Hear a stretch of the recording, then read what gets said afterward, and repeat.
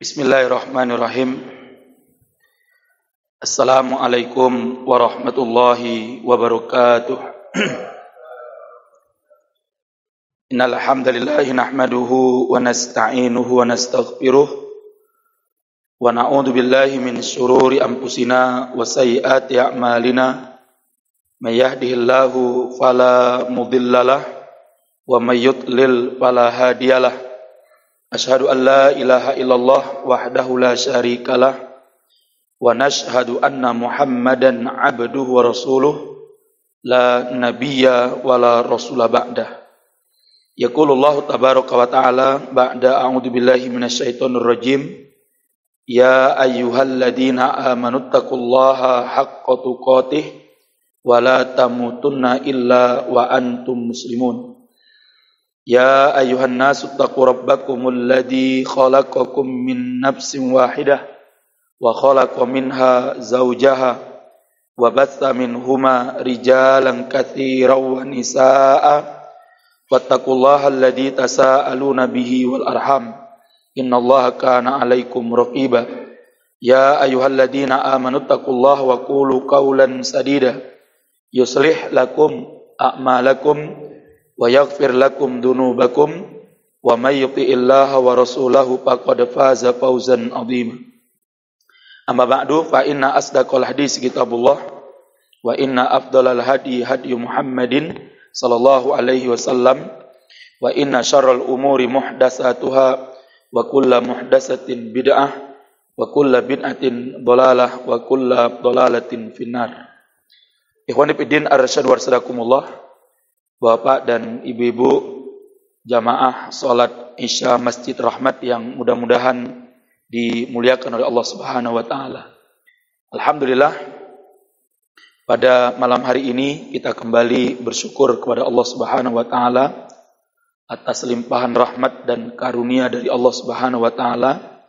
Kita masih diberi kemudahan oleh Allah Subhanahu wa taala untuk bisa hadir bersama-sama di majelis ilmu yang mulia ini, sebuah majelis yang sangat dibanggakan oleh para malaikatur rahman, sehingga mudah-mudahan melalui majelis ilmu ini Allah tambahkan ilmu, amal dan ketakwaan kita kepada Allah Subhanahu wa taala, sehingga kita bisa selamat dari salah satu fitnah yang sangat besar, yaitu apa yang disebut oleh para ulama dengan istilah fitnatus syubuhat. Fitnah yang mengandung berbagai macam syubhat yang bisa merusak akidah kita, bisa merusak keimanan kita, yang ujung-ujungnya kalau kita tidak kuat, sebagaimana yang disabdakan oleh Rasulullah sallallahu alaihi wasallam, asbahar rajulu mu'minan wa yumsi kafir wa yumsir rajulu mu'minan wa yusbihu kafir. Di pagi hari seseorang itu masih beriman, namun kata Rasulullah, sore harinya dia telah kafir. Sore harinya dia masih beriman kepada Allah, tapi pada pagi harinya dia telah kufur, dia telah keluar dari Islam. Ini akibat atau buah dari fitnatus syubhat, ya. Dan salah satu fitnatus syubhat yang paling berbahaya hari ini adalah kalimat yang mengatakan bahwa semua agama itu benar. Ini adalah syubhat yang sangat berbahaya, sangat keji. Bagaimana mungkin sebuah agama yang menyembah Allah semata itu disamakan dengan sebuah agama yang menyembah tai sapi. Kan nggak masuk akal itu. Bagaimana mungkin sebuah agama yang mengajarkan apa? Hanya menyembah Allah semata dengan tata cara yang begitu agung dan begitu mulia. Kemudian dibilang apa? Sama benarnya dengan agama yang mengajarkan jamaahnya, para pengikutnya dan para penganutnya untuk apa? Nyembah telek sapi. Tahu ya nyembah telek sapi ya? Nyembah sapi. Nyembah kencingnya sapi. Ini kan hanya orang dungu ya yang bisa menerima itu gitu loh. Lah makanya ikhwan fillah arsyad wa rasadakumullah, ini penting bagi kita. Sehingga kalimat semua agama itu benar adalah merupakan racun yang sangat berbahaya. Karena apa? Karena nanti orang Islam akan mengatakan apa? Berarti Islam bukan satu-satunya agama yang benar. Berarti semua agama itu benar. Berarti kita menganut agama apa saja itu sah, benar, dan nanti semuanya pasti masuk surga. Lah maka ikhwan fillah arsyad wa rasadakumullah, maka pada malam hari ini sebagaimana sudah kami sampaikan mungkin bahwa tema kajian kita pada malam hari ini adalah kontra narasi terorisme. Ya. Bapak Ibu sekalian yang mudah-mudahan dimuliakan oleh Allah Subhanahu wa taala, kita masih berbicara tentang terorisme karena ini adalah sebuah proyek yang sangat seksi. Ya. Mengalahkan corona. Ya. Jadi mau kayak apapun corona itu, dan kayak apa bahayanya corona yang sudah membunuh jutaan manusia di seluruh dunia, ya. Apalagi nanti ada varian baru namanya Omicron, ya. Omicron. Hah? Ya benar ya, Omicron atau Omicron? Oh, Omicron. Jadi walaupun corona yang sudah membunuh jutaan manusia ya, kalau dikumpulkan itu sak dunia itu, itu corona telah menyebabkan kematian manusia lebih dari 1 juta manusia, lebih dari 1 juta lebih ya. Amerika saja berapa juta yang mati, itu kan. Belum lagi negara-negara yang lain, termasuk Indonesia sekian ratus ribu yang meninggal dunia. Itu tidak akan mengalahkan keseksian daripada apa? Terorisme. Ya. Maka ikhwan fillah arsyad wa rasadakumullah, kenapa? Karena terorisme ini adalah mega proyek yang juga dibisniskan ya. Jadi dibisniskan dan pastinya terorisme yang sangat membahayakan itu adalah terorisme yang disematkan kepada Islam dan umat Islam. Ya. Adapun kelompok terorisme dari agama yang lain, walaupun sudah dicap sebagai teroris, tetap dikatakan apa? Saudara kita. Ya. Kan menarik itu ya. KKB itu sudah ditetapkan. Ya. Dulu yang mengumumkan langsung Menteri Menko Polhukam, ya. Mahfud MD yang langsung mengumumkan itu, ya, yang langsung mengumumkan bahwa pemerintah menetapkan kelompok kriminal bersenjata Papua itu sebagai kelompok apa? Teroris. Tapi apa kata mereka beberapa waktu yang lalu? Kita tidak akan memerangi mereka secara masif karena mereka adalah saudara kita. langsung dibalas sama KKB-nya, sejak kapan kita bersaudara? Bayangkan, Pak. Langsung dibalas oleh KKB-nya. Sejak kapan kita bersaudara? Tapi kalau terorismenya, pelakunya umat Islam, pernah mereka ngomong kayak gitu? Pernah mereka bilang, misalnya HTI lah misalnya, teroris HTI misalnya, adalah saudara. Pernah mereka katakan gitu? Padahal, apa pernah HTI membunuh? Apa pernah HTI membantai? Apa pernah anggota HTI punya AK-47, punya senjata M16 dan sebagainya? Enggak punya.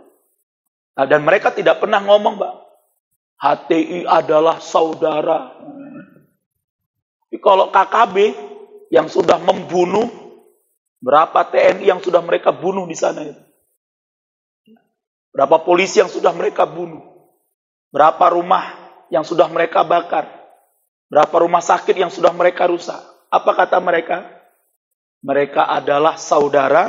Nah, maka Bapak sekalian yang mudah-mudahan dimuliakan oleh Allah Subhanahu wa taala, pengamat terorisme dunia mengatakan bahwa keberhasilan terorisme Islam, keberhasilan kelompok terorisme Islam itu akibat dari kemampuan mereka untuk membangun sebuah narasi. Jadi mereka sudah sepakat ini bahwa keberhasilan kelompok terorisme Islam, kata mereka, itu karena apa? Kemampuan mereka membangun sebuah narasi. Sebuah narasi yang baik, sehingga banyak umat Islam yang kemudian kata mereka menganggap kelompok teroris ini sebagai pembela Islam dan umat Islam. Sehingga banyak umat Islam yang kemudian kata mereka berhasil mengakui kalau mereka ini adalah orang-orang yang hari ini memperjuangkan Islam dan umat Islam. Sehingga mereka kemudian dilindungi, sehingga kemudian mereka dibela, sehingga mereka kemudian dibantu, sehingga kemudian mereka didoakan, didukung oleh umat Islam.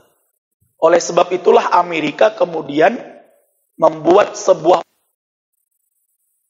program namanya adalah kontra narasi terorisme namanya.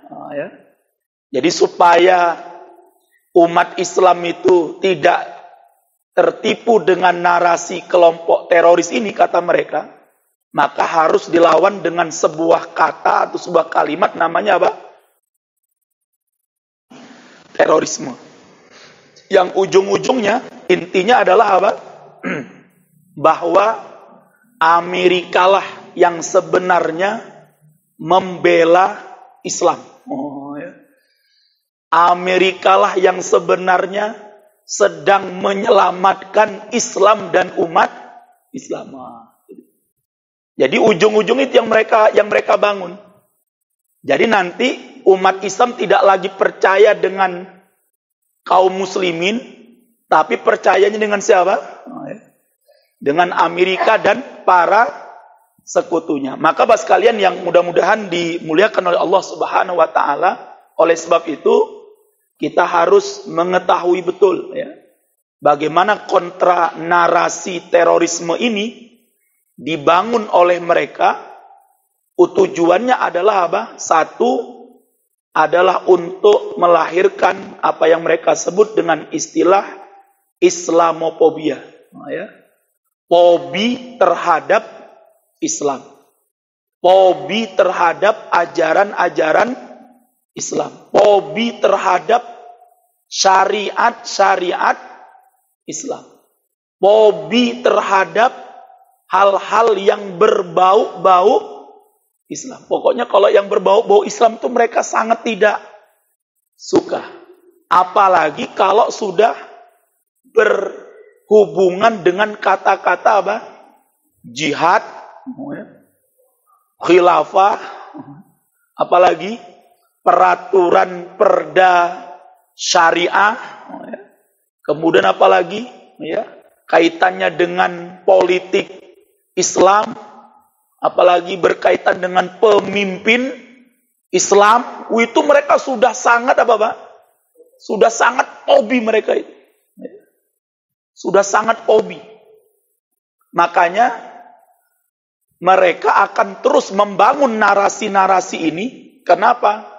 Karena mereka anggap kalau narasi kelompok terorisme dalam membangun narasi tentang khilafah, kata mereka, tentang jihad, tentang syariat, tentang pemimpin Islam, tentang negara yang bersyariah, ini berhasil, maka Indonesia ini akan akan hancur. Indonesia ini akan bubar. Indonesia ini akan hilang. Indonesia ini akan terpecah belah. Berdasarkan ramalan Joyoboyo. Mbah sopo wi? Mbah? Oh, Mbah wong Jawa. Bayangkan tuh, Mbak. Jadi Gunung Semeru itu sudah meluluh lantakkan yang ada di sekitarnya. Dan Allah tunjukkan kemaha kuasaannya yang tidak bisa ditahan oleh siapapun. Mau punya skuadron kekuatan apapun, ada yang kemarin bisa nahan semburan lahar yang dikeluarkan oleh Gunung Semeru. Itu belum seberapanya itu, Pak. Yang Allah keluarkan mungkin yang baru dimuntahkan oleh Semeru itu mungkin baru cuilnya mungkin itu. Itu kalau semuanya dimuntahkan oleh Semeru itu, mungkin Jawa Timur itu mungkin kendelep mungkin. Tapi masih juga nggak percaya sama Allah, Pak. Percaya karo sapa? Joyoboyo. Ramalan Joyoboyo. Sabdo Palon. Sabdo Palon. Sopo meneh. Bahkan ini sedang ramai di media sosial bahwa menurut ramalan Joyoboyo di akhir tahun 2021 ada gunung yang akan meletus tiba-tiba. Gunung apa? Bahkan ramalan Joyoboyo yang belum terjadi, nanti Pulau Jawa akan terpecah menjadi 2. Bahkan tadi saya lihat di YouTube itu, ada pesan-pesan khusus dari Nyi Roro. Nasallallahu. Jadi Allah kasih peringatan dengan musibah. Itu bukan kembali kepada Allah, Pak. Bukan kembali tobat kepada Allah, enggak. Malah kembalinya karo Nyi Roro gemblung.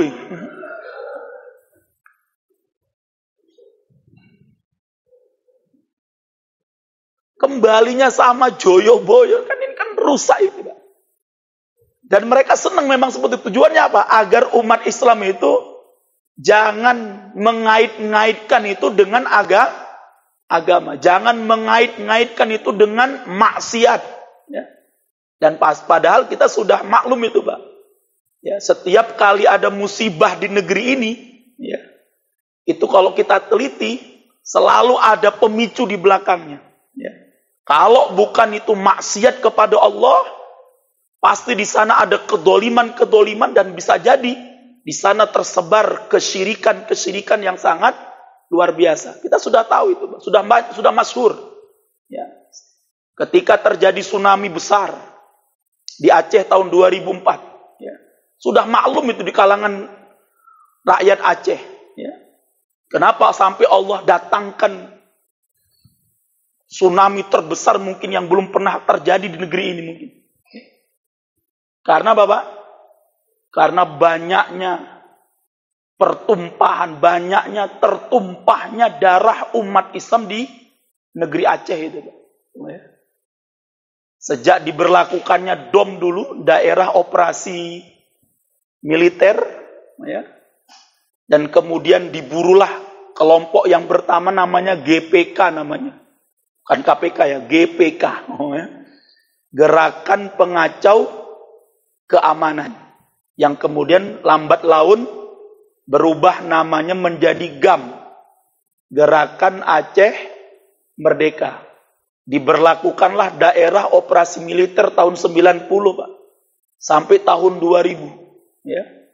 Berapa ribu rakyat Aceh yang dibantai di Aceh, Pak.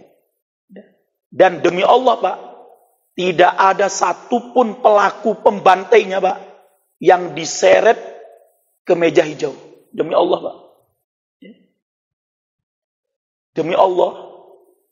Sejak diberlakunya DOM, Pak, daerah operasi militer, sejak 90 sampai tahun 2000, ya, sekian ribu umat Islam dibantai, Pak. Nggak hanya laki-laki, nggak hanya perempuan, nggak hanya orang tua, sampai anak-anak dibantai di sana, Pak. Ribuan yang dibantai itu. Dan demi Allah, tidak ada satupun pelakunya yang diseret ke meja hijau. Nggak ada pengadilannya, Pak. Coba, siapa yang pernah diadili dalam kasus perbuatan yang sangat biadab itu? Nggak ada. Akhirnya apa? Allah datangkan itu. 2004 tsunami itu. Bisa jadi untuk membersihkan dosa-dosa yang begitu banyak yang ada di sana. Sehingga orang-orang dolim yang terlibat, Allah hapuskan. Begitu juga orang-orang Islam yang nggak terlibat tapi diam juga akhirnya apa? Kena semuanya. Maka disebutkan oleh Allah dalam surat Al-Anfal itu, kata Allah, wattaqu fitnatal la tusibannal ladina zalamu minkum khossah, kata Allah. Takutlah kalian, kata Allah. Takutlah kalian, kata Allah, dengan sebuah fitnah, sebuah azab yang akan Allah turunkan, yang akan Allah jatuhkan, yang akan Allah datangkan. Dan itu tidak hanya menimpa khusus orang-orang dolim saja yang ada di situ. Tidak, kata Allah. Yang gak dolim pun, tapi diam terhadap kedoliman itu. Diam. Gak berbuat apa-apa. Dia gak melakukan, Pak. Tapi dia diam. Tahu dia kedoliman itu. Tapi dia gak berbuat apa-apa. Dia diam saja. Maka kata Allah, apa? Mereka pun akan tersapu semuanya dengan fitnah itu. Makanya Pak sekalian yang mudah-mudahan dimuliakan oleh Allah, berapa banyak akhirnya umat Islam kemudian meninggal dunia.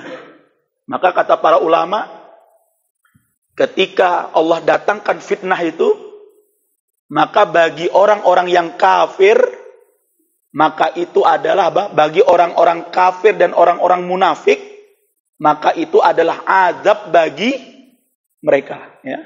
Jadi ketika datang musibah, Pak, baik itu di Semeru maupun dulu di gempa Jogja, Jakarta, kemudian gempa di Sumatera Barat, ya. Kemudian di mana tuh? Di daerah Bojonegoro, ya. Daerah Banjarnegara, tanah longsor, dan bagi yang kafir dan munafik, maka ketahuilah itu adalah azab bagi mereka. Adapun yang zalim, maka itu adalah merupakan apa? Cara Allah untuk membersihkan apa? Kedoliman-kedoliman dia. Dan bagi yang beriman, maka mudah-mudahan itu adalah cara Allah untuk kemudian memberikan kepadanya husnul khotimah. Lah, oleh sebab itu, Pak, jangan sampai, ya, ketika datang fitnah dari Allah, sebuah adab atau sebuah peringatan, kita termasuk yang kafir, apalagi yang munafik, apalagi yang dolim. Nah, maka Bapak sekalian yang mudah-mudahan dimuliakan oleh Allah Subhanahu wa taala. Jadi ini penting untuk kita perhatikan. Makanya terorisme ini perlu untuk kita terus waspadai, ya. Dan Islam adalah agama yang tidak pernah merestui, ya, apa yang disebut dengan istilah apa? Terorisme. Islam tidak pernah merestui. Tetapi kalau kemudian ajaran-ajaran Islam dan syariat-syariat Islam yang benar kemudian itu dituduh teroris, itu dituduh radikal, maka kita wajib untuk melawan kontra narasi ini, Pak. Ya, kontra wajib. Dan inilah yang di dalam Islam disebut dengan istilah jihadul kalimah. Ya. Disebut dengan apa? Jihad kalimat, ya, jihad kalimat. Yang mana Rasulullah pernah bersabda, afdolul jihad, kata Rasulullah, seutama-utama jihad adalah apa? Kalimatu haqqin inda sultanin jair. Mengatakan perkataan yang benar, mengungkapkan kalimat yang hak di hadapan para penguasa yang zalim. Ini termasuk jihad. Karena apa, Pak? Di dalam Islam kita tidak boleh merestui yang namanya sebuah kezaliman. Kita tidak boleh diam terhadap sebuah kezaliman. Sampai Rasulullah Shallallahu Alaihi Wasallam mengatakan apa? Kalau ada seorang ulama diam dengan amar ma'ruf nahi mungkar, ya. Jadi kalau ada orang yang alim, seorang yang alim sudah tidak lagi melakukan apa?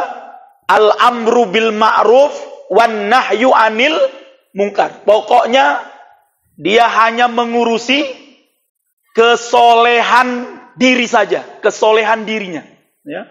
Pokoknya aku jadi wong soleh, wong apik, ya, untuk diriku karo keluargaku. Adapun wong liya sak karepmu, sak karepe. Mau maksiat monggo, mau ora maksiat monggo, sak karepmu. Yang penting aku ora melu-melu. Sing penting aku ora ikutan, ya. Sak karepmu. Ini kata Rasulullah, Pak. Kalau Allah datangkan azab, maka orang yang seperti ini juga kata Rasulullah apa? Akan disapu oleh Allah Subhanahu wa taala dengan apa? Dengan adab juga. Kenapa, Pak? Karena kita nggak boleh membiarkan kemungkaran dan tidak boleh kemudian kita membiarkan yang namanya sebuah apa? Sebuah kedzaliman. Makanya kata Rasulullah, paling tidak kata Rasulullah, lawan kedzaliman itu dengan apa? Kalimat hak. Sampaikan kepada umat, sampaikan kepada kaum muslimin, lawan kedzaliman ini minimal dengan apa kata Rasulullah? Dengan kalimat yang benar. Dan itu supaya apa? Para penguasa yang zalim ini kembali kepada Allah Subhanahu wa taala. Kalau tidak, ya sudah, yang penting kita sudah menyampaikan. Bisa jadi mereka tidak akan mau diubah kedzaliman mereka, maka mereka akan mendatangkan ujian kepada orang-orang yang akan atau yang menyampaikan kalimat yang hak itu. Makanya Rasulullah kemudian mengatakan apa? Itu adalah seutama-utamanya jihad. Seutama-utamanya jihad. Apalagi zaman sekarang ini, Pak. Ya kan? Orang sekarang, Pak, banyak yang nggak berani bicara. Ya. Karena apa? Takut.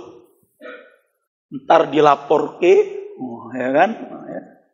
Kau masuk penjara.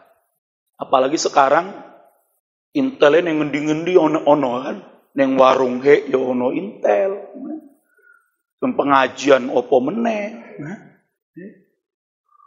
neng warung bakmi Jowo ya ono, neng gardu rondo. Oh, rondo atau ronda? Ronda. Oh, rondo beda ya. Itu berkeliaran, Pak. Ya. Berkeliaran. Ya. Ada mereka di sana. Ada mata-mata mereka di sana. Ada telinga-telinga yang sehingga hari ini banyak orang yang lebih baik apa? Kita diam. Dan banyak para alim ulama yang lebih memilih jalan selamat. Ya. Jadi kalau ngisi pengajian, sing lurus-lurus wae. Sing enteng. Itu pun Pak, dihabisi juga Pak. Ya. Antum lihat kemarin contohnya Buya Yahya. Oh, ya. Tahu ya, mungkin tahu ya, Buya Yahya yang dari Cirebon ya. Punya pengajian namanya Bahjat TV atau apa, jamaah pengajian Bahjat atau apa itu. Oh, ya, beliau Buya Yahya. Kalau jenengan ikuti kajiannya Buya Yahya itu, Pak, demi Allah, Pak, demi Allah. Itu nggak akan jenengan dapatkan beliau apalagi kontra dengan penguasa, dengan pemerintah, nggak mungkin itu, Pak. Beliau kalau pengajian tuh pokoknya Pak, lurus. Ya. Tidak nyerempet ke kiri, nggak nyerempet apa. Pokoknya beliau berada di tengah saja, bismillah. Gitu. Itu pun Pak, dihabisi oleh mereka. Yang lurus loh ya, pokoknya lurus tok itu. Ya. Itu aja pun dihabisi. Misalnya kemarin apa? Hanya karena Buya Yahya itu ditanya. Jadi waktu beliau ngisi pengajian, tiba-tiba ada seorang di sesi tanya jawab, ya, di sesi tanya jawab, ada seorang ibu-ibu bertanya, Buya, oh, ya, bagaimana hukumnya, ya, wudhu seseorang, apakah batal ataukah tidak, ketika ada angin yang keluar dari kemaluan perempuan. Ini kan pertanyaan yang biasa ya. Dan itu jelas pertanyaan fikih. Dan itu dikaji oleh para ulama. Ya. Maka kemudian Buya Yahya menjawab. Ya. Keluarnya angin dari kemaluan wanita itu ada dua jenis kata beliau. Kalau keluarnya itu dari dalam perutnya, dari dalam perutnya kemudian keluar dari lubangnya, maka itu membatalkan apa? Membatalkan sholat, membatalkan wudhu. Karena kata Rasulullah apa? Setiap sesuatu yang keluar dari dua lubang, lubang dubur dan lubang kubul, maka itu membatalkan apa? Sholat. Tapi kalau keluarnya anginnya itu dari lipatan-lipatan kemaluan, ya karena kan biasa ya. Nah, kalau kita aja, ini bertemunya dua lipatan aja itu kan bisa menghasilkan apa? Angin. Kalau anginnya keluar dari situ, maka itu tidak membatalkan apa? Wudhu. Wow, rame Pak. Di media sosial itu apa? Kata mereka, nih, ulama kadrun, sing diurusi mung selangkangan tok. Kan nyawur tenang ya Pak. Anda bayangkan Pak. Buya Yahya loh. Jawabnya bener, berdasarkan dalil, nggak nyerempet ke kiri, nggak nyerempet ke kanan Pak, dihabisi Pak. Mereka bilang apa? Dasar ulama kadrun, otak mesum, sing diurusi mung selangkangan tok. Coba Pak. Biadab atau tidak biadab Pak? Astagfirullahaladzim. Sangat keji Pak mereka Pak. Padahal beliau ditanya. Ya namanya orang ditanya, pastinya harus dijawab berdasarkan apa? Jadi ulama yang lurus aja kayak gitu dihabisi oleh mereka, Pak. Mereka nggak seneng. Bukan nggak seneng sama, mereka nggak seneng dengan Islamnya gitu loh. Mereka nggak seneng dengan kebenaran itu loh. Padahal mereka Pak bukan hanya ngurusi selangkangan, bahkan mereka sampai bermain-main dengan selangkangan pun dibiar. Berapa banyak yang berzina, berapa banyak yang kemudian memperkosa, nggak pernah mereka. Ini Ustadz nyampaikan yang benar dihabisi. Bertemu ulama-ulama kita di Sulawesi Selatan. Ya, dari Muslim Muslim apa namanya? Muslim United. Ada sekian tokoh ulama-ulama muda bertemu di Makassar dan mengadakan tabligh akbar di sana. Salah satunya pembicaranya adalah Ustadz Abdus Somad.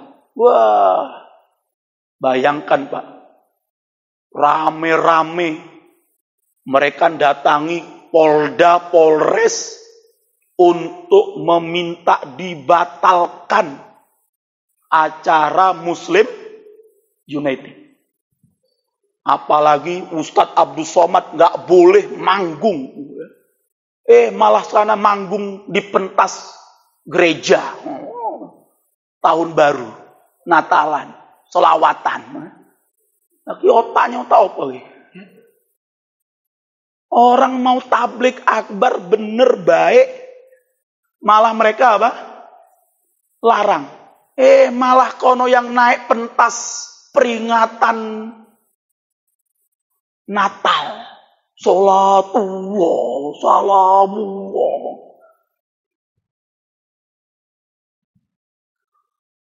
Bener, rusak Pak, rusak bener itu. Dan ini wajib untuk kita Pak, waspadai Pak. Karena kalau kita nggak lawan narasi-narasi seperti ini Pak, nanti umat Islam banyak yang tidak tercerahkan dengan agama mereka ini Pak. Sehingga akhirnya mereka menganggap ajaran-ajaran Islam itu adalah apa? Ajaran-ajaran yang membahayakan negara. Ajaran yang akan membahayakan persatuan dan kesatuan. Apalagi yang sekarang nih Pak ya. Selalu Pak di bulan Desember ini. Rame-rame. Ayo ucapkan Natal. Ucapkan Natal. Padahal orang Kristennya Pak. Kami ora butuh ucapan Natalmu. Jangan kue kira. Kalau ente nggak ngucapkan Natal. Terus ente kira Natal kami kurang gitu. Ya. Terus ente kira kalau ente nggak ngucapkan Natal, kemudian Natal kami nggak seharum namanya. Enggak. Terus kalau ente rame-rame ngucapkan Natal, kami seneng gitu. Enggak juga. Tapi karena mereka ini sok Pak. Sok manusia toleran. Jadi selalu yang dijadikan sebagai apa? Selalu yang dijadikan sebagai hujah atau dalil adalah apa? Istilah toleransi. Padahal Pak, makhluk-makhluk toleransi ini Pak, sesama umat Islam aja mereka nggak toleransi gitu loh. Bisa-bisanya sama yang bukan Islam teriak-teriak apa? Toleransi apa yang ente bangun? Sama orang Islam aja satu agama loh dengan ente. Satu akidah dengan Anda. Sama-sama nyembah Allah. Sama-sama nabinya adalah nabi. Ente aja nggak toleran kok. Lihat sing katok cingkrang. Radikal. Lihat sing duwe jenggot. Ciri-ciri teroris. Lihat ada akhwat pakai cadar. Ini pengikutnya Imam Samudra. JI. ISIS. HTI. Bayangkan Pak. Bendera FPI berkibar di pohon-pohonnya ditebang. Itu saking gak tolerannya mereka Pak. Pohon tebang. Ya kan? Coba Anda lihat kemarin di Semeru tuh kan. Ya. Gak tahu siapa yang masang.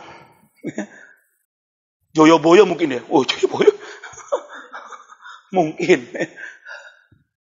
Bayangkan Pak. Bendera FPI. FPI yang baru pastinya ya. Front Persaudaraan Islam ya.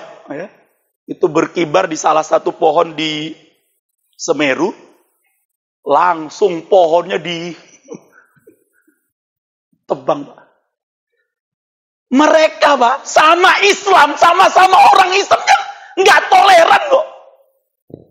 Ketemu sen pakai salib. Toleran.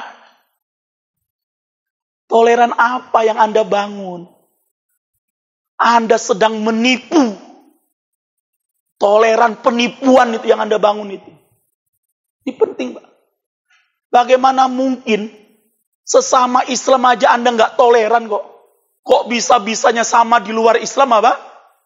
Dia teriak-teriak toleran. Kemudian menuduh kita umat Islam yang tidak mau mengucapkan selamat Natal. Bahkan dengan lancangnya, Pak. Mereka meminta Majelis Ulama Indonesia untuk apa? Mencabut fatwa MUI tahun 1981 yang mengharamkan umat Islam untuk mengucapkan selamat apa? Selamat Natal. Karena kata mereka, ini adalah fatwa yang merusak bangsa. Ini fatwa yang merusak kerukunan. Itu tahun 81, Pak. Sampai tahun 2020 nggak pernah hancur negeri ini, Pak. Dan tidak ada yang mempermasalahkannya. Paham ya? Itu fatwa, Pak. Sudah sejak tahun 81 sampai 2020 itu, Pak. Nggak ada orang Kristen yang protes fatwa itu. Dan nggak ada orang non-Islam, orang Kristen yang meminta mencabut fatwa itu. Muncul makhluk-makhluk sok toleran, Pak, di 2021 ini katanya apa? Itu fatwa merusak kesatuan dan ini orang nggak punya otak ini, Pak. Apa ente nggak lihat tuh? Sejak 81 sampai 2020 berapa tahun berarti, Pak? 40 tahun kan? Betul ya? Apa hancur Indonesia? Apa hancur persatuan Indonesia gara-gara fatwa itu? Ini yang harus kita pahami bersama, Pak. Dan justru fatwa itu dihormati oleh orang-orang Kristen, Pak. Kenapa? Karena memang itu bukan hari raya umat Islam. Dan memang beda keyakinan akidah antara akidah Islam dengan akidahnya orang-orang Kristen. Apalagi kata-kata Natal itu. Saya sudah baca, Pak, tadi, Pak. Saya baca itu. Artikel-artikel. Saya buka itu. Tulisannya orang-orang Kristen itu, Pak. Arti Natal itu apa toh? Semua mayoritas sepakat tuh, Pak. Yang namanya Natal itu hari kelahiran. Tapi bukan kelahiran khusus. Tapi kelahiran apa? Seorang manusia yang bernama Yesus Kristus. Yang 100% manusia dan 100% Tuhan. Apa itu? 100% manusia, 100% juga Tuhan. Jadi dalam pandangan Kristen, Mbak, yang namanya Natal itu 25 Desember itu adalah hari kelahiran Tuhan. Tuhan, Pak, Tuhan. Hari kelahiran Tuhan.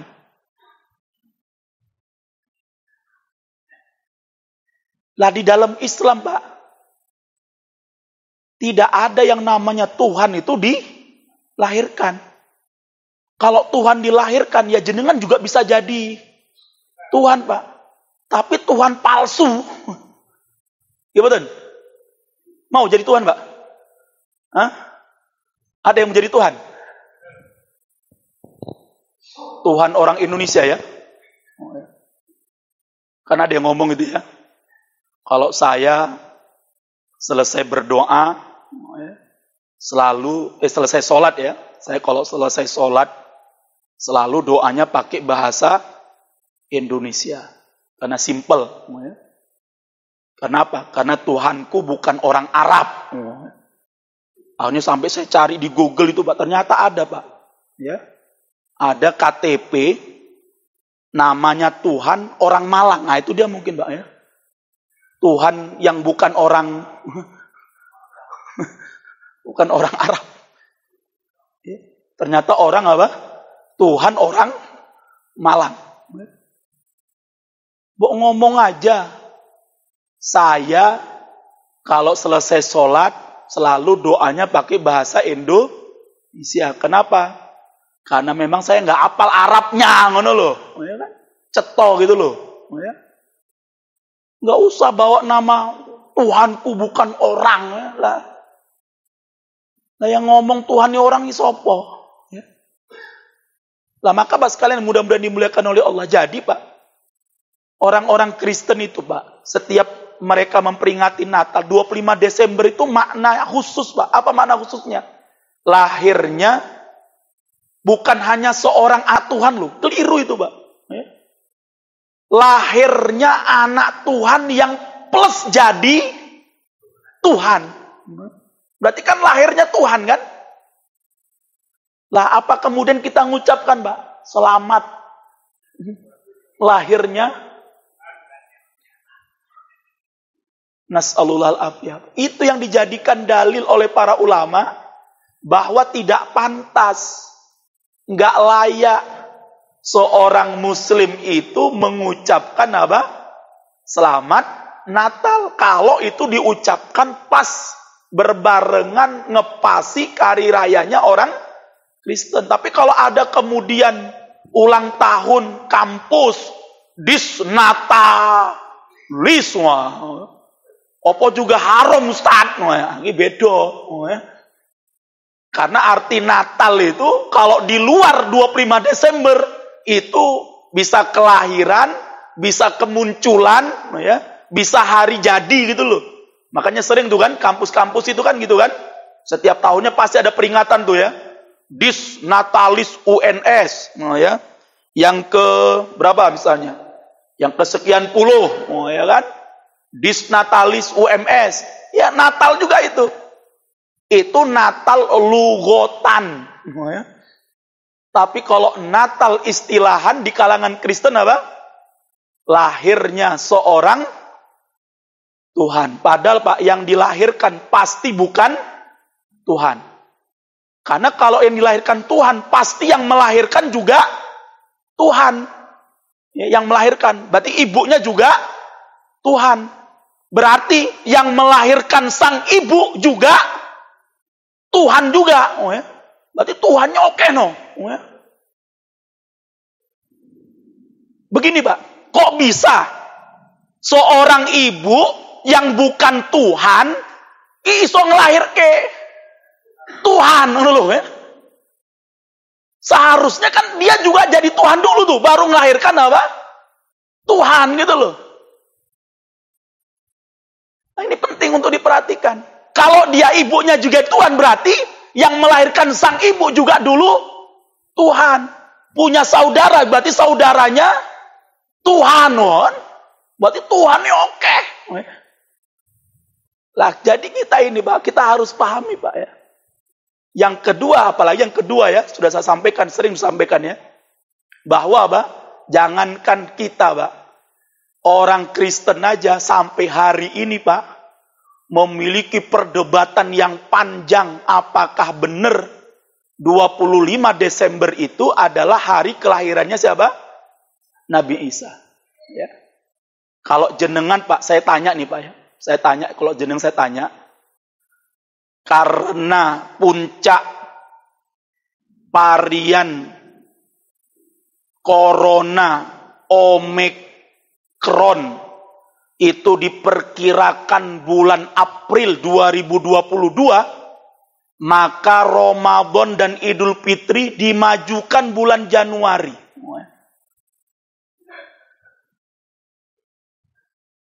Jenengan kira-kira pripun, Pak? Hah? Gak mau? Gak mau ya? Kenapa, Pak?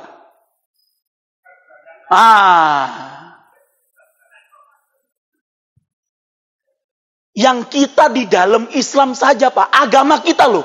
Agama kita loh, Pak. Yang bukan waktunya saja kemudian ditetapkan di luar waktu. Itu saja pasti kita tidak akan. Kalau ada orang yang mengumumkan, Pak, Idul Fitri diajukan Januari. Kira-kira jenengan apain, Pak? Oh, jangan nggak mau ya. Enggak, kalau ada orang yang ngomong ya, weh, Idul Fitri dimajukan Januari. Jenengan kira-kira apain orangnya?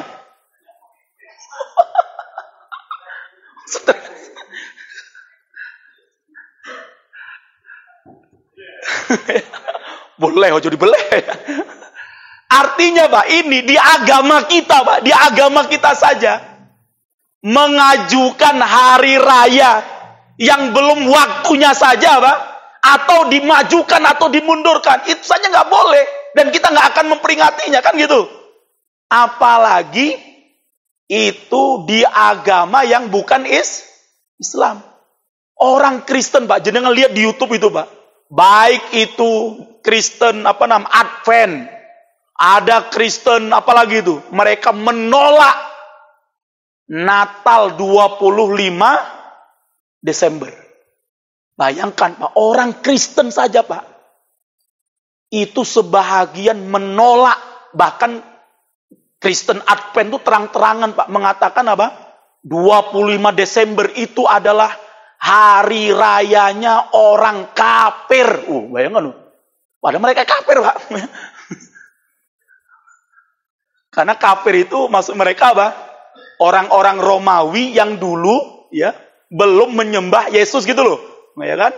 Karena 25 Desember itu dulunya diperingati oleh orang-orang Romawi kuno sebagai peringatan hari raya untuk menyembah dewa matahari. Setelah Romawi kemudian menganut Kristen, menganut agama Kristen, mereka tidak ingin hari bersejarah 25 Desember ini hilang dari agama mereka, hilang dari tradisi mereka. Akhirnya diganti, Pak, oknumnya. Jadi kalau dulu sebelum masuk Kristen 25 Desember itu hari peringatan dewa matahari, setelah masuk Kristen mereka jadikan itu hari apa? Kelahirannya Yesus. Makanya orang-orang Kristen Advent dengan tegas, Pak, kami tidak pernah merayakan Natal 25 Desember. Kenapa? Karena itu hari rayanya orang kafir. Yang Kristen wae orang meringati kok, Pak. Jenengan malah sholatullah salam. Berarti jenengan lebih Kristen dari Advent gitu ya. Bapak Ibu sekalian yang mudah-mudahan dimuliakan oleh Allah. Karenanya, Pak, kita percaya kepada Al-Quran bahwa Nabi Isa itu tidak dilahirkan di bulan Desember. Informasi Al-Quran bahwa Nabi Isa dilahirkan ketika pohon kurma itu berbuah dan matang. Kapan di Timur Tengah pohon-pohon itu berbuah, Pak? Itu terjadi di musim semi namanya. Musim semi itu kapan? Terjadi antara Maret, April, dan bulan Mei. Ya. Setelah itu nanti masuk namanya musim panas. Juni, Juli, Agustus. Biasanya kurma itu akan mateng, semateng-matengnya itu terjadi di musim panas. Ya. Makanya ada kemungkinan Nabi Isa itu lahir di bulan-bulan itu. Ya. Dan gak mungkin di bulan Desember. Kenapa? Karena setelah musim panas, maka akan masuk namanya musim gugur. Musim gugur itu mulai bulan berapa berarti? Juli, Agustus, ya, tadi mulai Juni ya, Juli, Agustus, September, ya, Juni, Juli, Agustus itu adalah musim gugur. Musim panas ya. Kemudian musim gugur itu mulai Juli, September, Oktober, November. Itu musim gugur. Jadi pohon-pohon akan menggugurkan daun-daunnya, Pak. Jadi tinggal batang sama tangkainya saja. Sudah nggak ada lagi buah-buahan. Apalagi kurma. Tambah lagi di musim dingin, Pak. Mulai masuk bulan Desember, Januari sampai Februari. Makanya kemarin teman-teman ACT dan yang lainnya sedang hari ini rame-rame untuk mengumpulkan donasi untuk kaum muslimin Palestina. Karena apa, Pak? Karena diperkirakan musim dingin tahun ini sangat ekstrim. Ya. Saya kemarin tanya di Turki kemarin, menurut BMKG Turki, Pak, musim dingin tahun ini diperkirakan mencapai minus 35 derajat. Bayangkan, Pak. Saya kemarin di Turki itu, Pak, belum musim dingin. Saya di bulan November di Turki itu masih musim gugur. Pagi-pagi saya bangun tuh baru keluar dari hotel. Karena kalau hotelnya kan ada pemanasnya ya. Saya keluar dari hotel, Pak, jam subuh itu. Wah, dingin banget. Saya lihat di HP saya, minus 6 derajat. Itu di musim gugur, Pak. Belum masuk musim apa? Musim dingin. Padahal menurut informasi Bible, Nabi Isa itu dilahirkan kapan? Ketika para penggembala membawa kambingnya ke tanah padang. Tanah padang itu ke lapangan untuk digembalain. Mana ada, Pak, orang di musim dingin ngangon wedus. Apalagi minus 35 derajat. Wedusnya yo. Kecuali wedusnya dikei jaket kulit wedus.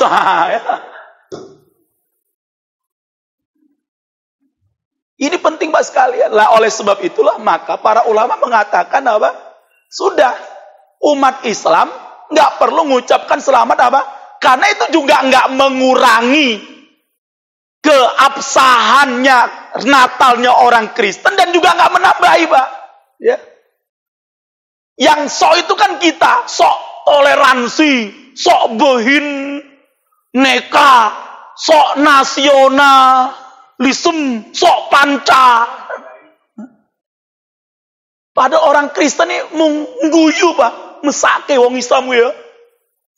Sing hari raya awake kok sing ribut kono kan. Apa pernah, Pak, kita kalau Idul Fitri dengar orang Kristen ribut, Pak? Kok melu Idul Fitri ora, sing siji melu ada? Nggak ada, Pak. Malah orang Islam setiap bulan Desember ini, Pak. Naudzubillah min dzalik. Dan akhirnya, Pak, mereka inilah justru pemecah belah apa? Ya. Pemecah belah bangsa ini, Pak. Oleh sebab itu ini penting untuk kita perhatikan sehingga Bapak Ibu sekalian yang mudah-mudahan dimuliakan oleh Allah Subhanahu wa taala. Jihad kalimat, Pak, jihadul kalimah ya. Berjihad melawan kontra narasi yang enggak benar tadi itu, ya. Kalau melawan narasi kontra narasi terorisme yang salah, memang kita dukung ya. Misalnya apa? Misalnya narasinya orang-orang ISIS misalnya ya. Yang mereka terlalu cepat menghukumi seorang muslim di luar mereka sebagai orang-orang kafir. Ya, ini wajib kita lawan memang, ya. Karena mereka ini sangat berbahaya bagi akidah Islam dan umat Islam, ya. Wajib kita lawan. Kenapa?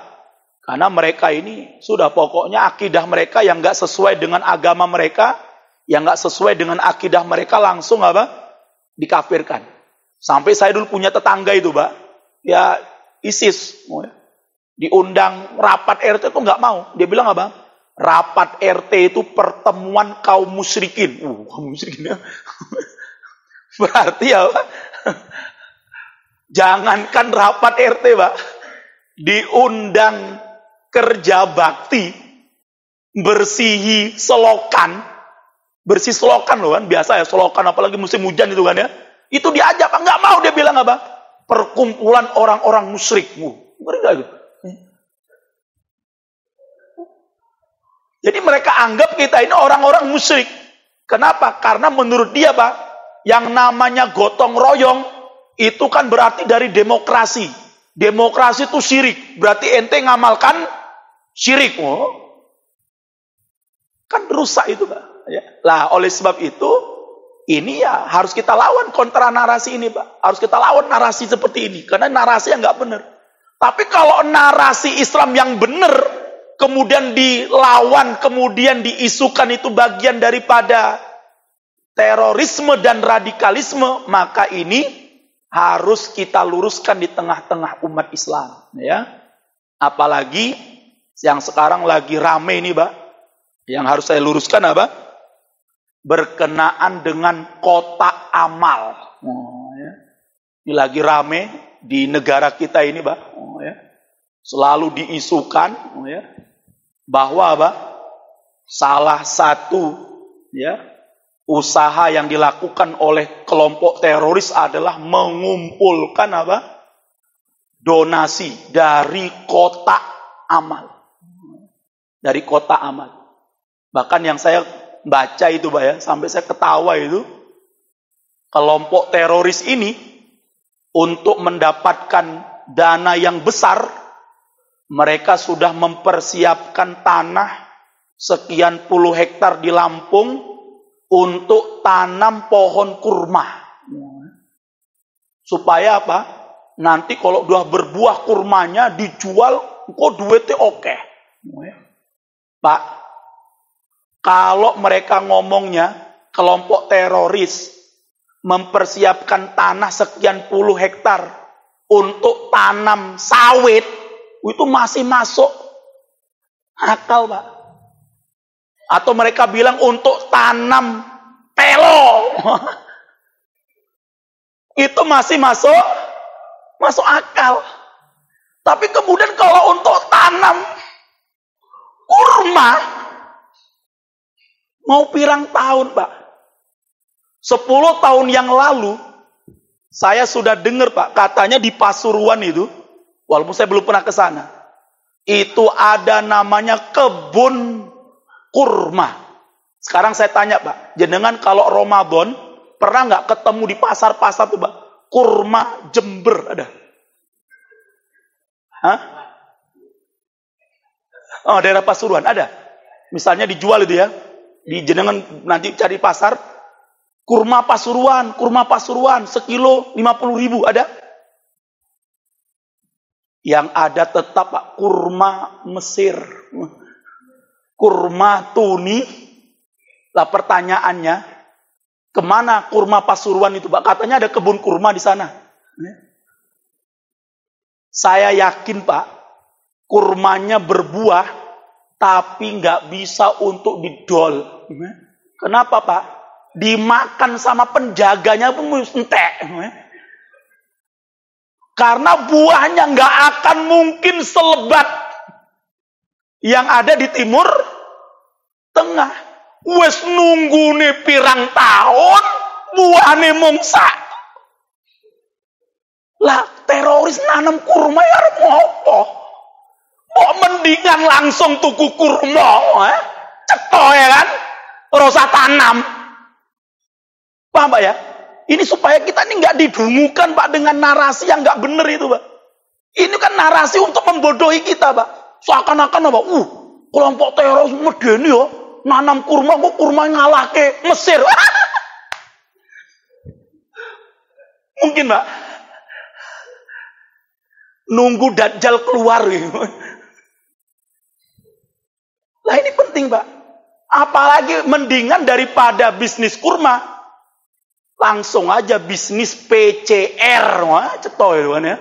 Malah ndang payung, ndang kaya. Jadi begitu, Pak, cara-cara mereka, narasi itu apa? Untuk seakan-akan apa? Umat Islam itu, ya. Orang-orang yang dituduh teroris ini, Pak, seakan-akan apa? Melakukan sesuatu yang medeni, Pak. Sesuatu yang nggak mungkin dilakukan oleh, tapi mereka bisa lakukan. Nah, padahal itu, Pak, hanya narasi untuk apa? Menjauhkan Islam dari Islam mereka, menjauhkan umat Islam dari Islam mereka, sehingga kita nanti, Pak, akan kemudian curiga terhadap saudara-saudara kita. Dan itu biasa, Pak ya. Dulu juga kita pernah di prank itu kan, dengan bom panci, ya kan? Yang sampai sekarang nggak jelas wujudnya itu kan ya. Padahal dulu heboh itu, Pak. Saya masih ingat tahun berapa itu ya? 2000 berapa itu, Pak? Yang bom Panci itu ya. TV One itu tiap malam itu menceritakan tentang bom Panci. Sampai polisi itu, Pak, nginteli orang-orang sing tuku Panci ya. Pokoknya sopo sing tuku Panci oke. Oh ya. Makanya diikuti, Pak. Yo jangan-jangan harus buat bom. Yang katanya apa? Kalau meledak, wah, itu bisa mencapai radius 300 meter daya ledaknya itu, Pak. Tapi ternyata, Pak, sampai sekarang nggak ada itu. Seharusnya kan pemerintah Indonesia daftarkan itu di PBB, Pak. Ya. Supaya apa, Pak? Indonesia ditakuti oleh dunia. Kenapa? Bom Pancinya udah medeni. Apa meneh bom dandang, ya kan? Bom dandang isine telo ya.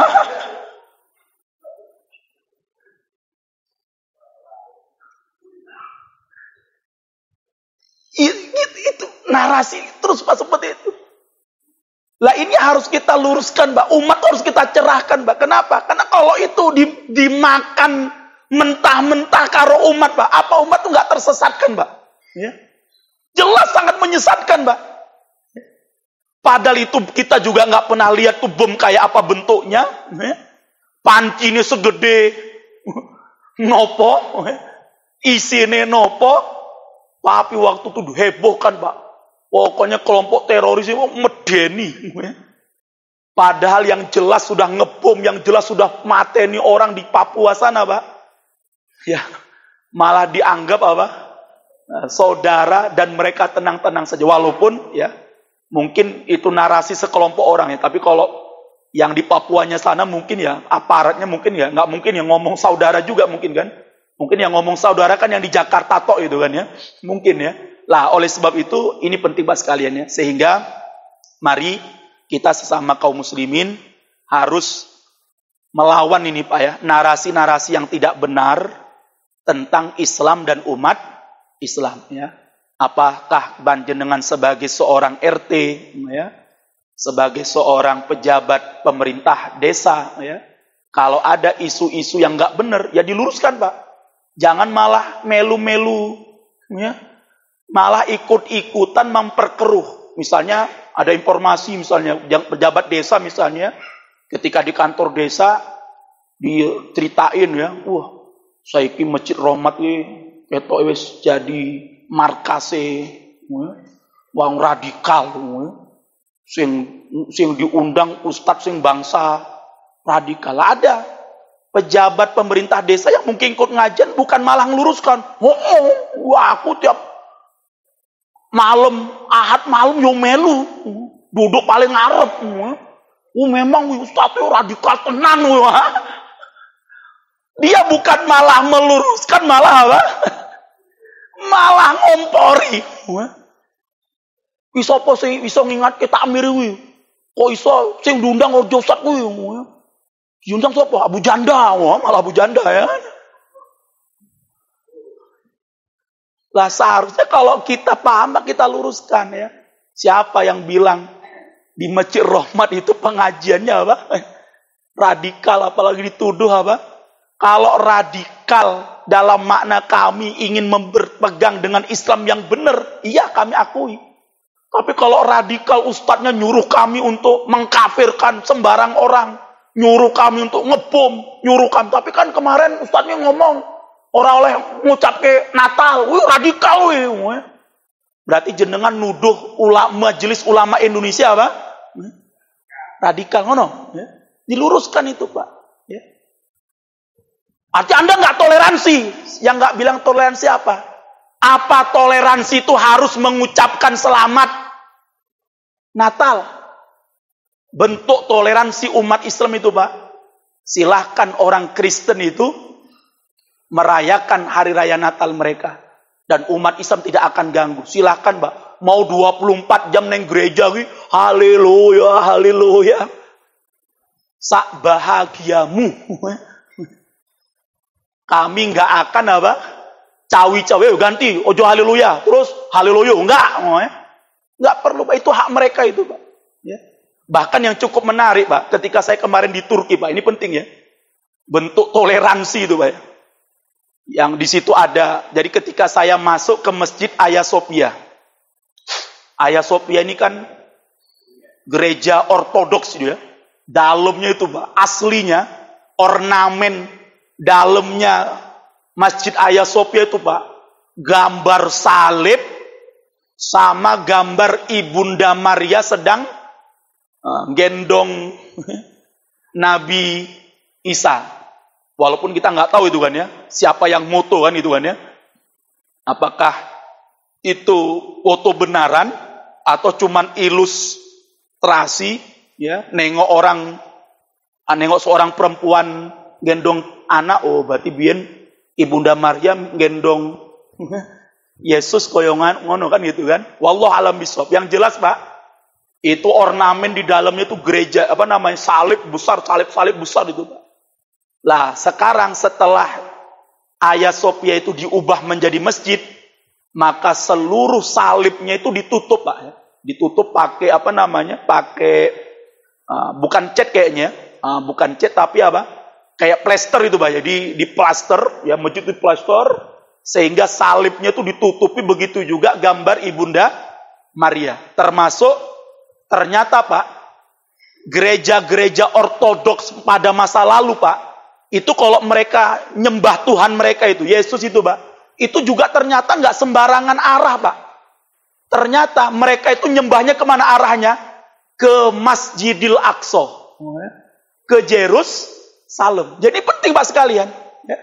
Jadi gereja asli pada masa dulu, Pak, itu ada kiblatnya, Pak. Kiblatnya kemana? Ke Yerusalem, ke Masjidil Aqsa. Maka kalau nanti jenengan masuk ke Hagia Sophia, Pak, jadi kalau aslinya kiblat mereka itu ke Masjidil Aqsa, lah setelah jadi masjid, maka apa? Dibuat di sebelahnya arahnya ke kanan gitu ya. Ini ke kiri, ini ke kanan, yang menunjukkan ini mengarah ke Masjidil Haram, ke Makkah Al-Mukarramah. Ya, makanya saya bingung nih, kiblat asli ini kiblat yang benar. Kiblat asli itu kiblatnya gereja. Lah, supaya umat Kristen tahu di seluruh dunia, Pak, bahwa Hagia Sophia ini dulunya adalah gereja, maka ada satu gambar Ibunda Maria yang menggendong putranya, Ibunda Maryam menggendong putranya Nabi Isa, itu ditinggalkan satu, Pak. Ya. Jadi ada satu gambar yang nggak ditutup, dibiarkan satu, supaya apa? Nanti kalau ada orang Kristen di seluruh dunia datang ke situ, biar tahu bahwa ini dulunya adalah apa? Gereja. Kami nggak akan rusak, kami nggak akan buang, kami nggak akan hancurkan, kami tinggalkan, supaya ente tahu bahwa apa? Ini dulu adalah gereja ente, kemudian berhasil ditaklukkan oleh umat Islam, maka menjadi milik umat Islam, maka kemudian dijadikan apa? Masjid yang kemudian disebut dengan Masjid Hagia Sophia. Dan itu, Pak, nama aslinya dulu ya Hagia Sophia, Pak, nggak dirubah namanya, Pak. Bayangkan, ya. Jadi nama itu Hagia Sophia itu namanya gereja pada masa nama gerejanya gereja Hagia Sophia. Sekarang tetap masjidnya juga Masjid apa? Hagia Sophia. Lah, ketika saya masuk ke Masjid Hagia Sophia dan sholat di dalamnya, Pak, selesai sholat saya lihat di belakang saya orang-orang Kristen dari Eropa itu, Pak, sedang sembahyang juga dia. Jadi ngelihat lihat patungnya, gambarnya Ibunda Maria, mereka juga sembahyang. Kaget juga saya. Ini masjid atau gereja ini kan ya. Di situ ada polisi-polisi Turki itu, Pak. Dan tidak melarang mereka, biarkan mereka. Karena memang ada batasnya itu, Pak ya. Jadi dibuat batas, ini batas area masjid untuk umat Islam. Artinya kalau ada orang Kristen nggak boleh nggak boleh masuk di area sini. Dan artinya, Pak, kalau mereka kemudian nyembah itu pada dalam masjid itu kan, padahal nggak boleh sebenarnya. Ya. Wallahu alam bisawab. Yang jelas, karena saya nggak tahu ya, apakah mereka sholat atau doa ya. Kok gini apa namanya nih? Doa mungkin ya. Doa minta keberkatan mungkin ya. Karena mungkin menurut mereka apa? iki aslinya biyen yo gerejaku mungkin gitu kan ya. Opo meneh ono Bunda Maria di sana. Lah artinya Pak, begitulah hebatnya umat Islam apa? Di dalam membangun sebuah apa? Toleransi. Tapi bukan kemudian toleransi yang nggak benar, ya. Lah ini yang harus kita luruskan. Jadi Bapak Ibu sekalian yang mudah-mudahan dimuliakan oleh Allah Subhanahu wa taala, maka sudah saatnya Pak hari ini kita wajib melawan Pak kelompok-kelompok buzzer ini Pak, ya. Yang naudzubillah min dalik, ya. Mereka selalu menyuarakan yang nggak benar. Yang kemarin itu ya, yang terakhir kemarin itu apa? Abu Janda itu ya. Dia di depan perempuan yang pakai baju seksi, ya, lagi tidur di kolam renang atau di mana itu. Kemudian Abu Janda di depannya memberikan narasi bahwa di dalam Islam itu Allah tidak melihat pakaian seseorang, ya. Pada di belakangnya ada gambar ada perempuan lagi tiduran Pak, seksi, ya. Dia ingin menunjukkan bahwa apa? Islam itu yang penting hatinya yang terjilbabin, ya. Bukan jasadnya. Ngapain? Jasadnya pakai jilbab, pakai hijab, pakai cadar. Kalau hatinya teroris semua, ya. Kan itu langsung disekak mati sama polisi dia. Ada seorang polisi yang ngomong, Bu Janda, jangan buat kisruh ya. Ya. Ente yang memecah belah umat itu. Karena dalam Islam menutup aurat itu kalau enggak suruh Abu Janda jalan telanjang gitu kan ya. Nah, biar tahu kita dia gila kan gitu kan ya. Kan itu Pak seharusnya. Kalau menurut dia Pak, menutup aurat itu enggak wajib. Ya, dan Islam itu Allah itu tidak melihat seseorang itu pada pakaiannya. Suruh aja Abu Janda jalan pakai sempak doang gitu kan ya. Kan malah cetol gitu kan ya. Biar kita tahu itu loh. Nah, jadi Pak sekalian ini penting untuk itu. Jadi kita sekarang harus itu Pak ya, lawan narasi-narasi yang nggak benar tentang Islam dan umat Islam. Apalagi kalau dikait-kaitkan dengan isu-isu terorisme. Ini penting ya. Nah, itu harus kita luruskan ya. Tidak mengucapkan Natal dikaitkan dengan isu terorisme. Kemudian apalagi tidak meniup trompet, ya, tidak menghidupkan ya, itu dikaitkan sebagai kelompok. Nah, ini harus kita luruskan Pak. Kenapa? Itu bukan tradisi Islam. Jelas membakar duit dengan membeli kembang api, membeli mercon, menghidupkan bunga api sebagainya. Jelas ini adalah pembuangan terhadap dalam kondisi kayak gini, dalam kondisi yang corona kayak gini Pak, di saat banyak umat Islam yang nggak bisa makan, di saat hari ini di Semeru ratusan rumah ditenggelamkan oleh, apa pantas kemudian kita yang punya duit menghambur-hamburkan uang kita hanya untuk menyambut malam tahun baru, duduk di perempatan jalan nunggu sampai jam 00 kemudian lemparkan mercon, buang. Ini termasuk sifat mubadzir. Tapi Pak anehnya, yang kayak gini kalau kita larang, langsung dikaitkan dengan terorisme, radikalisme, ekstremisme dan sebagainya. Maka mudah-mudahan Allah Subhanahu wa taala selamatkan kita semuanya dan Allah Subhanahu wa taala istiqomahkan kita Pak ya. Yang ngaji mudah-mudahan tetap istiqomah ngaji ya. Yang melaksanakan yang hari ini sudah memiliki penampilan yang syar'i tetap dijaga ya. Yang sudah punya jenggot tetap Pak istiqomah jenggotnya. Oh ya. Jangan karena takut dituduh sesuk dicukur ya.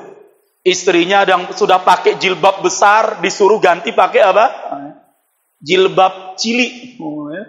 Supaya nggak disebut sebagai kelompok radikal. Nah, ini kan artinya justru akan merusak akidah dan keimanan kita kepada Allah Subhanahu wa taala. Demikian yang dapat kami sampaikan pada malam hari ini. Mudah-mudahan bermanfaat dan sekali lagi di akhir bulan Desember ini mari kita memperbanyak doa kita kepada Allah Subhanahu wa taala karena akhir-akhir ini sudah bermunculan berbagai macam musibah ya. dari meletusnya Gunung Merapi, Gunung Semeru, kemudian ada lagi terjadi gempa, kemudian banjir bandang dan sebagainya, maka mari kita berdoa kepada Allah, semoga Allah jauhkan kita dari musibah-musibah, ya, baik itu di sekitar kita maupun wabil khusus yang ada di negeri kita ini, ya. Sangat mungkin, Pak, kalau Allah berkehendak, Pak, ya, sungai mana itu ya? Bengawan Solo itu meluap, banjirnya sampai Masjid Rahmat, ya kan? Kalau Allah berkehendak, ya, sangat mungkin saja terjadi. Tapi na'udzubillah min dalik, ya. Apalagi ya musim hujan seperti ini, tambah lagi ada isu corona.